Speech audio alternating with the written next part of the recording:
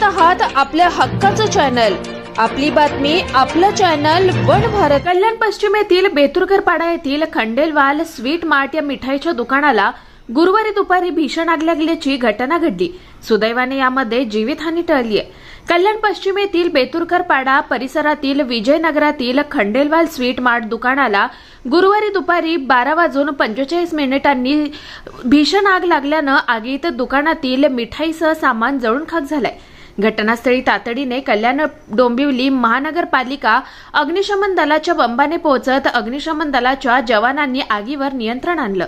Gas सिलेंडरपर्यंत पोहोचलेल्या आगीत सुदैवाने सिलेंडरने पेट घेण्यापूर्वी अग्निशमन दलाच्या जवानांनी आग विझवली, अन्यथा मोठा अनर्थ झाला असता। या आगीत जीवितहानी झालेली नाहीये, हे सुदैवच म्हणावं लागेल।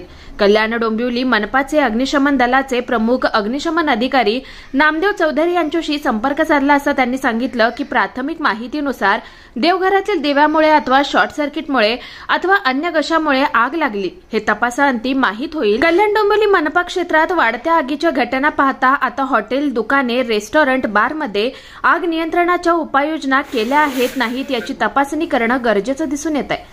तसेच दुकाने, हॉटेल, धाबे, रेस्टॉरंटमधील अग्निशमन यंत्रणा उपाययोजना प्रश्न ऐरणीवर आल्याचं चित्र दिसतंय।